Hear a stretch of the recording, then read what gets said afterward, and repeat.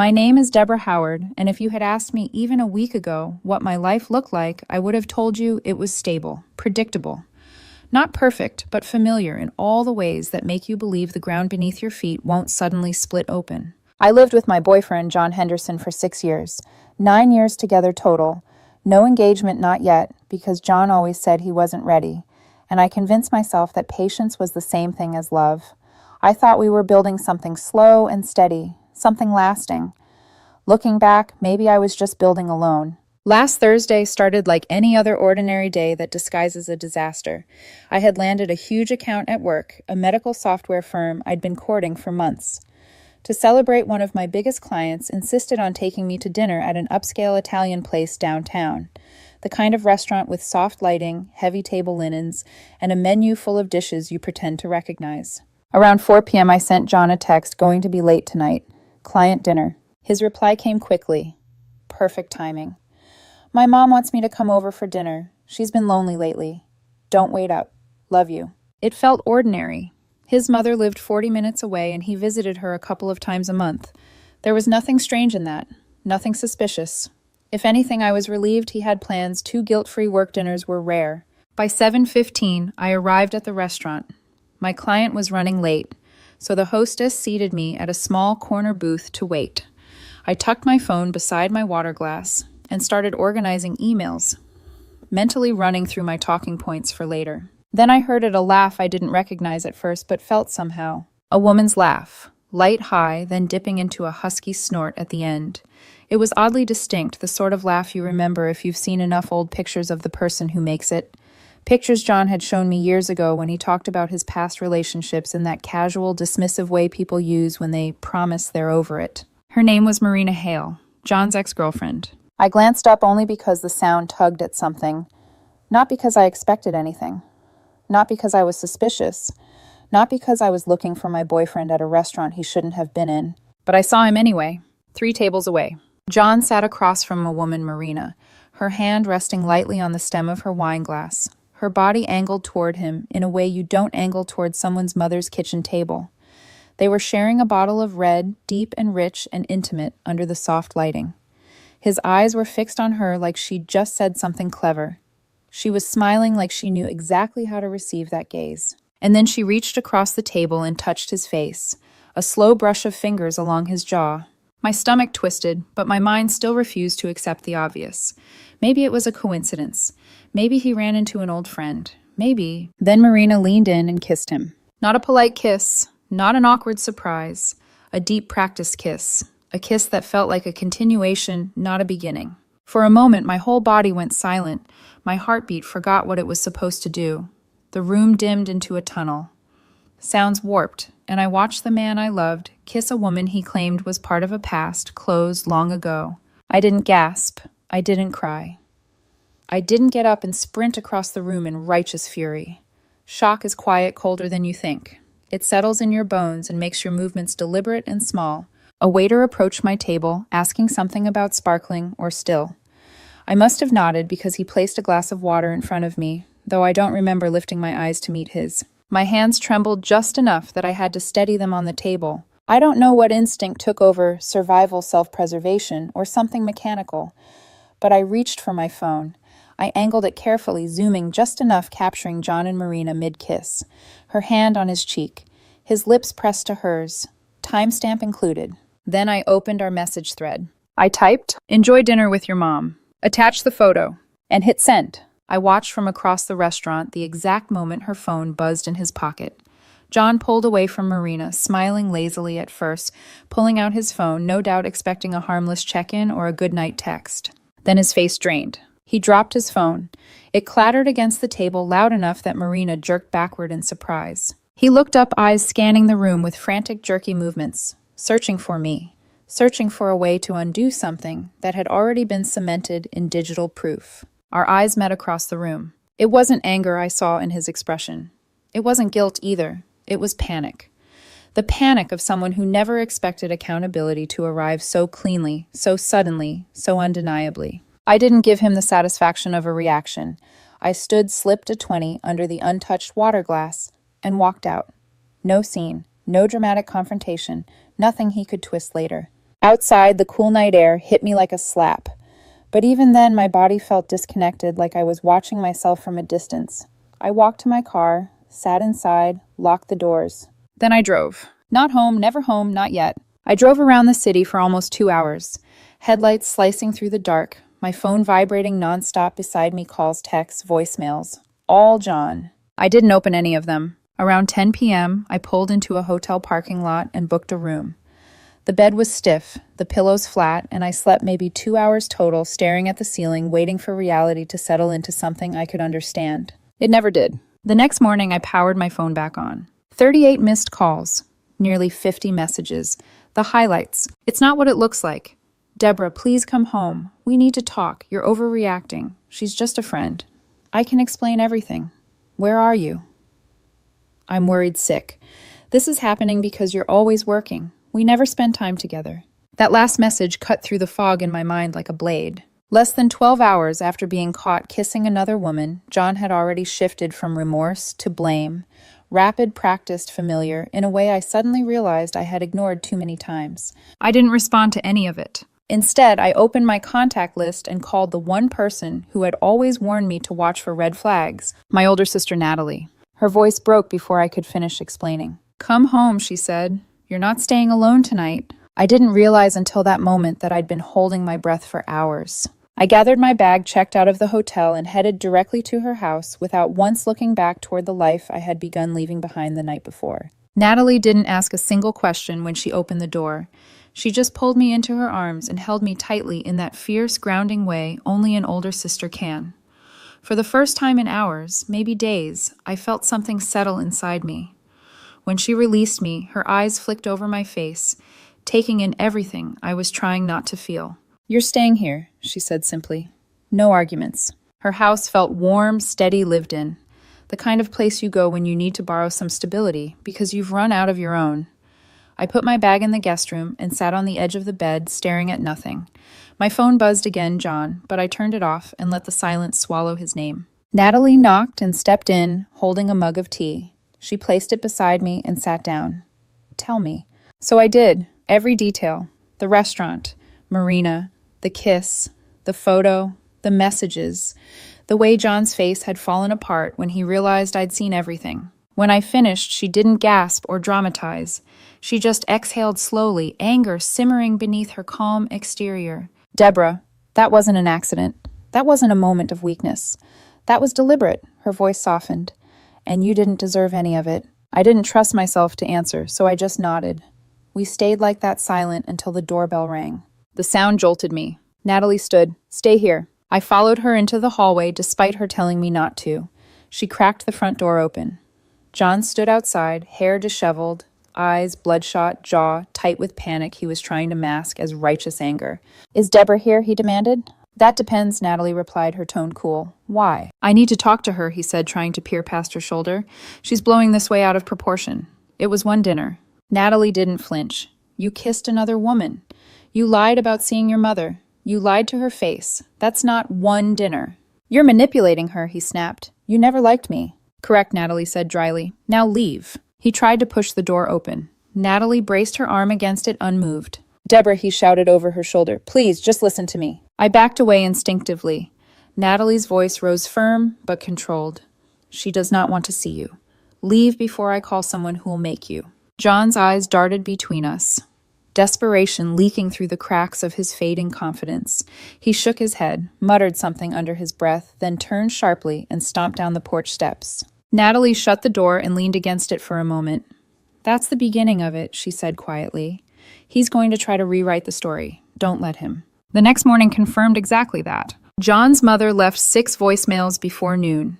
I listened to the last one only because I wanted to understand exactly what narrative John had fed her. "Deborah, this is childish. John told me everything. He made a mistake.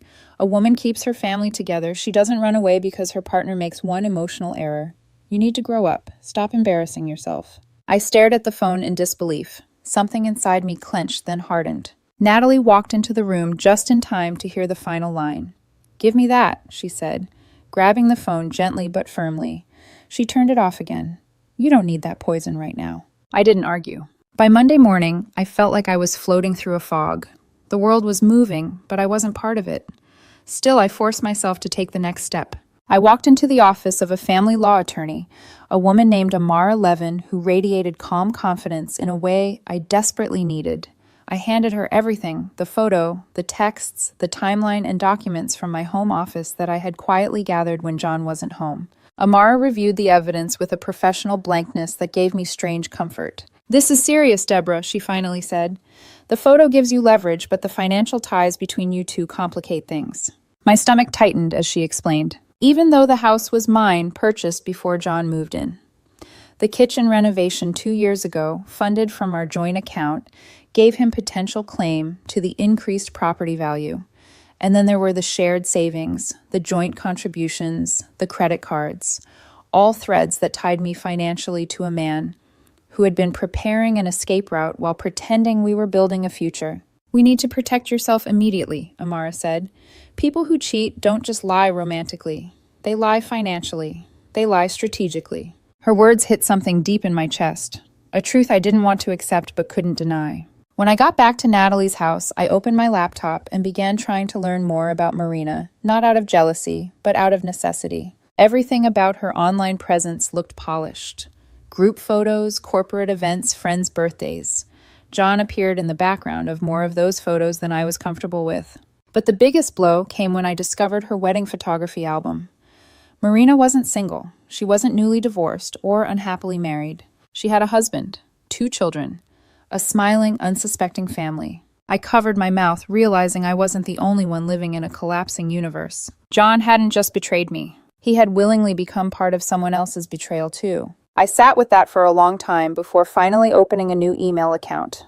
It didn't feel vengeful. It felt inevitable. I attached the photo.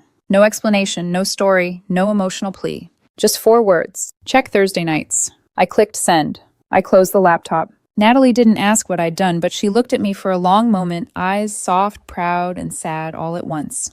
I wasn't proud of myself, but I wasn't ashamed either. That night, lying in her guest bed, staring at the ceiling, I realized something quietly terrifying. This wasn't the end of anything. This was just the beginning. The fallout began faster than I expected. 2 days after I sent the anonymous email to Marina's husband, I woke up to Natalie standing over me, holding her phone like it was radioactive. "You need to see this," she said. I sat up slowly, bracing myself. She turned the screen toward me. A mutual acquaintance had posted something vague on social media. One of those dramatic paragraphs people write when they're trying not to spill gossip, but absolutely are. "Some men will destroy their whole families because they think no one is watching. Just remember, everything done in darkness comes to light." My heart thudded. Before I could ask more, Natalie's phone vibrated again. "Oh God," she whispered. "Deborah, this is about John." 15 minutes later, I had the full story. Marina's husband confronted her. She denied everything at first. Then he found more incriminating texts on her phone, screenshots included in a group chat I didn't have access to, thank God. Some messages were from John. Others were from Marina. They weren't just having an affair. They had been planning things. Real destructive things. She had told him, "John promised to leave me." John told her he was finally ready to build a life with her. And the more details I heard, the colder my hands felt. 8 months. 8 months of lies pressed into my daily life like invisible thumbprints.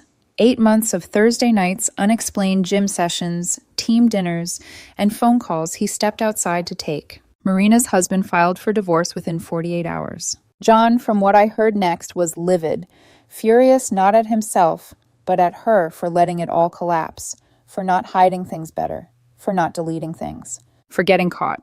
I sat at Natalie's dining table, gripping a mug of tea I couldn't bring myself to drink, listening to this secondhand avalanche. Every new detail felt like a shove, but I didn't fall. Maybe because I'd already hit the ground days ago. Maybe because part of me always knew something wasn't right long before the restaurant. Natalie touched my hand gently. "You're doing better than anyone could expect," she said. I didn't feel like I was doing well. I felt like I was balancing on the edge of something sharp. Later that afternoon, I finally heard from my attorney. Amara spoke in that steady, practiced tone she used when something important was coming. "We subpoenaed John's phone records," she said. "There's a lot." I closed my eyes. "How bad?" "You deserve the truth. The messages between him and Marina aren't just romantic.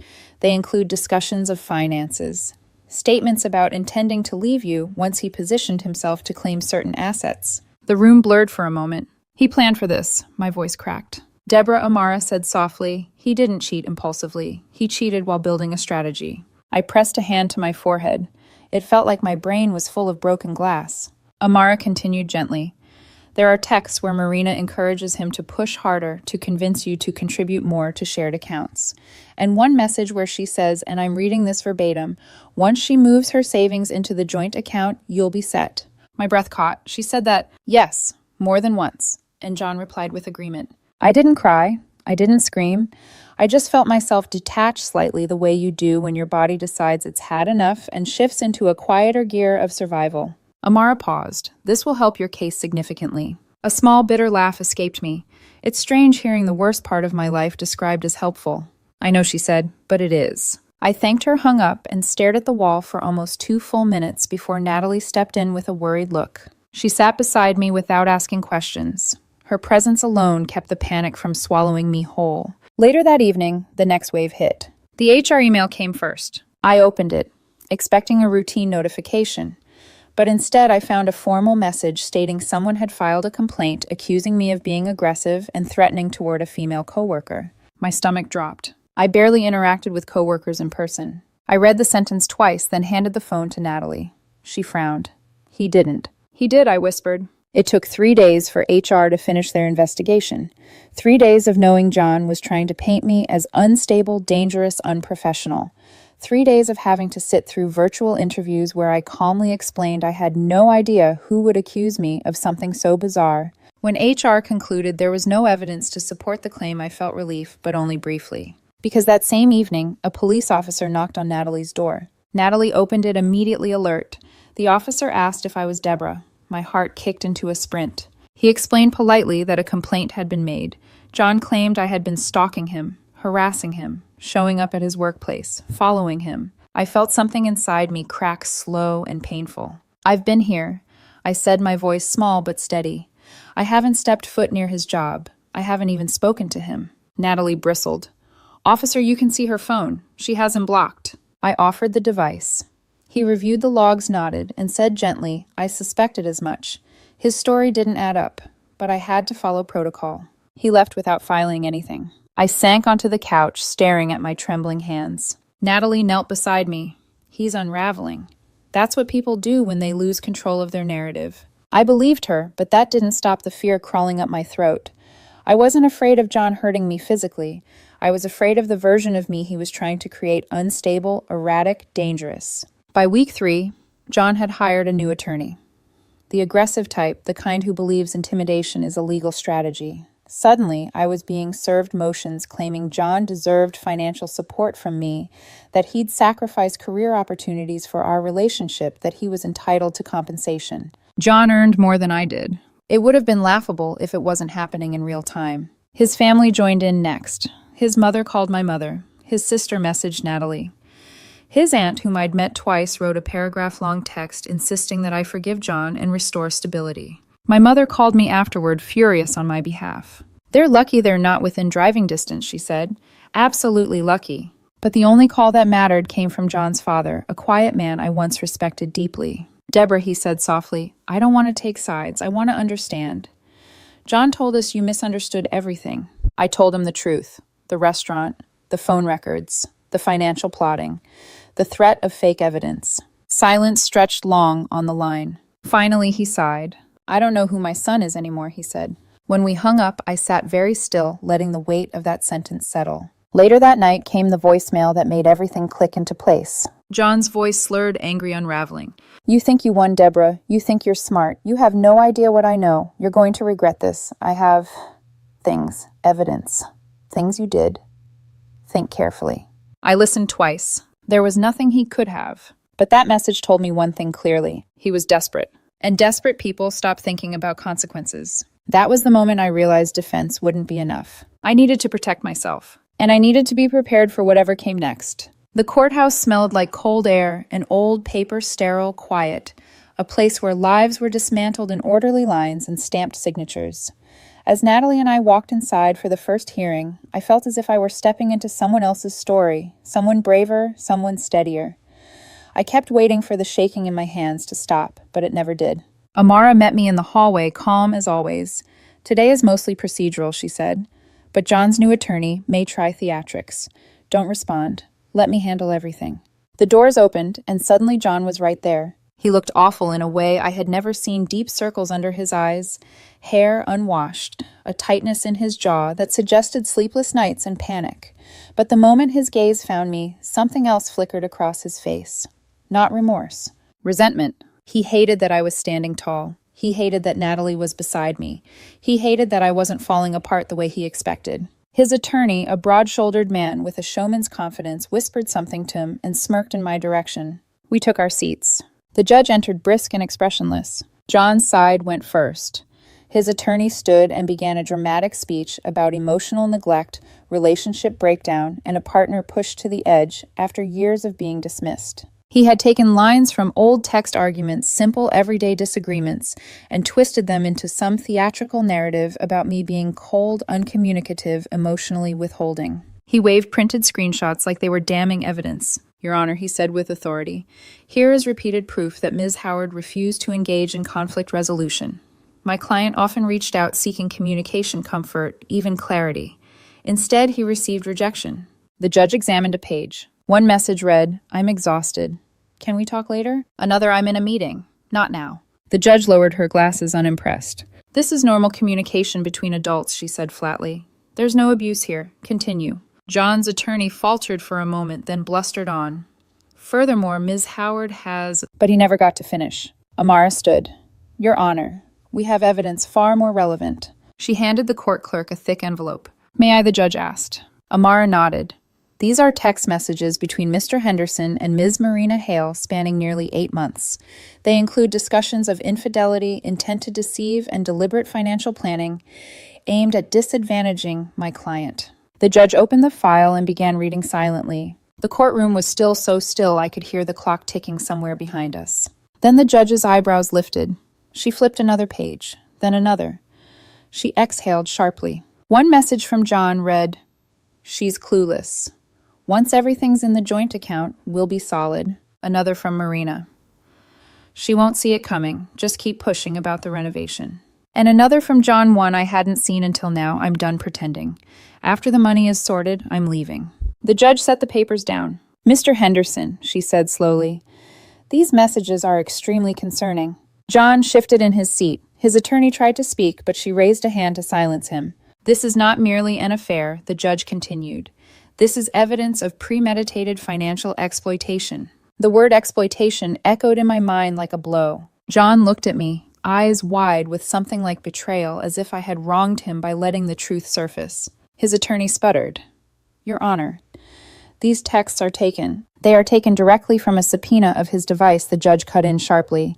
They are admissible and credible. Moving on. The rest of the hearing was procedural, but John's entire strategy collapsed in one afternoon. The judge denied his temporary support request, stating plainly that there was no foundation for financial dependency. I felt the air return to my lungs for the first time in weeks. As we exited the courtroom, John rushed after me. Deborah, wait. Natalie stepped between us, but I raised a hand. It's fine. John looked at me like a man drowning who had just realized the water wasn't going to hold him up. I never meant for things to go this far, he said. You made it worse by dragging everything into court. I stared at him. You created everything that led to this. His jaw flexed. I was confused. I didn't know what I wanted. Marina fed me things. She pressured me, but I didn't mean to. Destroy me, I asked quietly. Plan behind my back for months. Cheat, lie, manufacture, evidence, file, false reports. Which part didn't you mean? He looked away. I waited, hoping foolishly that I might see a glimpse of accountability, even a sliver of humanity. But when he finally met my eyes again, all I saw was self-preservation. You're really going to let them paint me as some kind of monster? They didn't paint anything, I said. You wrote your own story. His lips tightened. One day you'll realize you overreacted.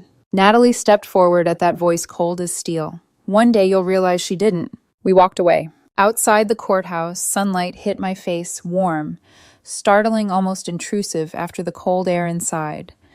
I inhaled deeply, but something heavy still clung to me. Freedom and grief are twins.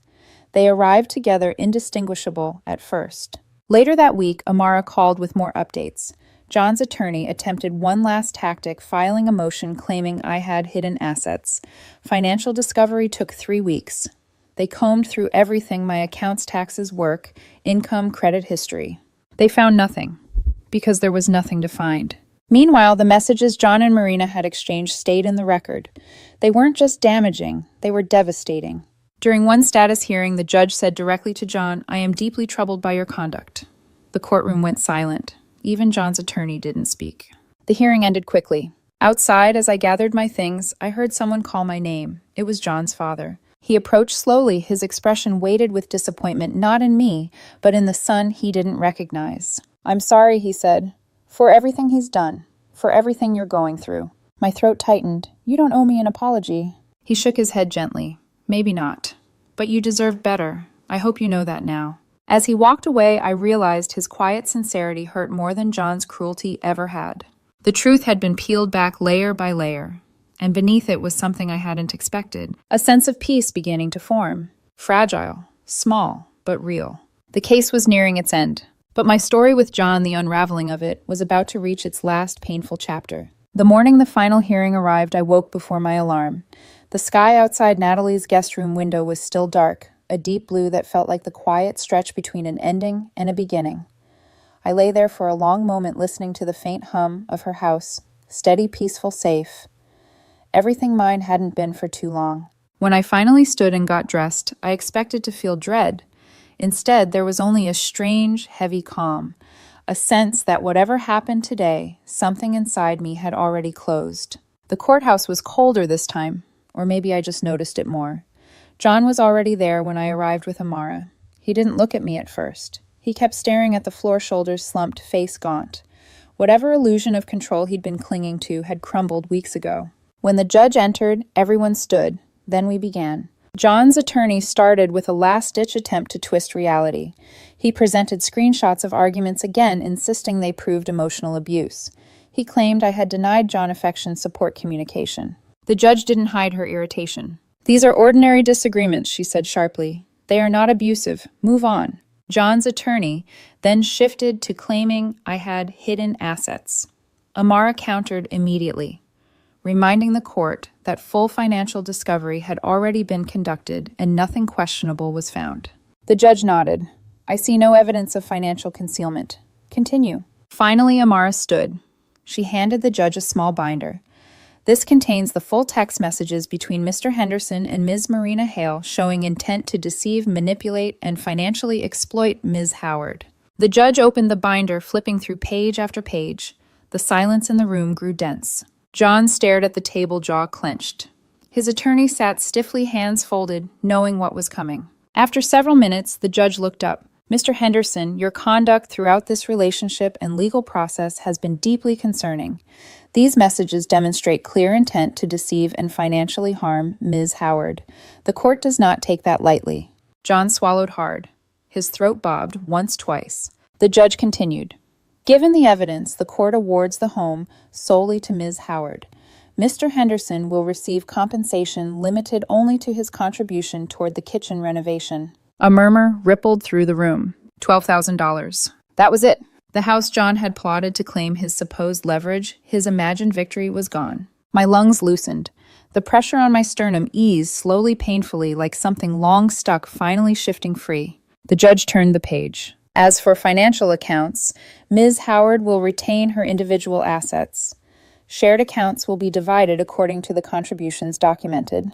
Mr. Henderson's request for long-term support is denied." John's attorney tried to object, but the judge silenced him with a raised hand. "The court does grant rehabilitative support to Mr. Henderson for 18 months, given the intertwined nature of their household. $1,100 per month."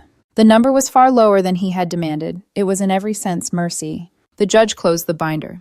"This case is concluded." A gavel struck, a sharp final sound. Everyone stood. John did too, but he didn't move. He just stared at the judge's bench long after she'd stepped away, as if hoping something there might change if he waited long enough. I gathered my things. My fingers barely trembled.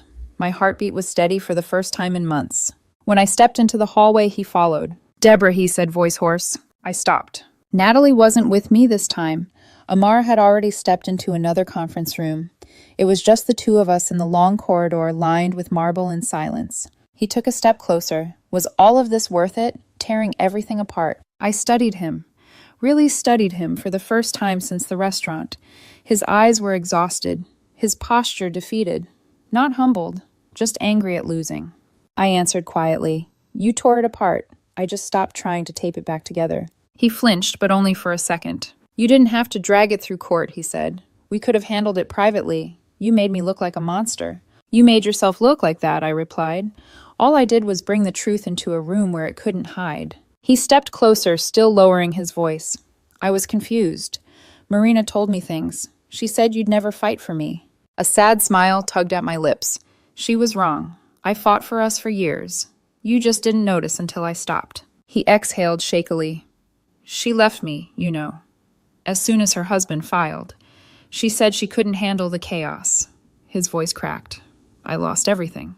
I didn't respond. He looked at me, searching for pity, forgiveness, softness, anything familiar to cling to. I didn't offer any. I hope you're happy, he whispered, bitterness souring every word. You ruined my life. I held his gaze, calm, steady, almost gentle. You ruined your own life, I said quietly. I just refused to let you ruin mine too. His face froze, like the words hit somewhere he wasn't prepared to feel. Then I turned and walked away. Outside the courthouse, the air was warm, brighter than it had been all week. I stood on the steps for a moment, letting sunlight fill the places that had been cold for too long. That afternoon, I returned to my house for the first time in months. I unlocked the door, stepped inside, and felt an ache I wasn't expecting. The rooms looked the same, but didn't feel the same. The walls still remembered him. The shadows still carried pieces of the life I thought we'd had. So I began changing it. I repainted the bedroom soft sage instead of the icy gray he'd chosen. I moved the furniture. I opened windows that had stayed shut for too long. Every change, every brushstroke, every adjustment was a quiet reclaiming of myself. Days passed, then weeks. Sometimes healing showed up in small ways. A peaceful morning coffee. The first night I slept through, the moment I realized I no longer checked my phone expecting a message from him. One evening, a new number texted me. I hope you're happy. You ruined my life. I stared at it for a moment. Then I blocked the number without replying. Peace isn't dramatic. It doesn't crash into your life. It arrives softly, step by step, when you stop opening the door to people who thrive in chaos. A month later, I found the photo on my phone, the one from the restaurant. For a long minute, I just looked at it, not with pain, not with anger, with clarity. That single moment hadn't ruined my life. It had saved me from living a lie for 10 more years. I finally deleted it.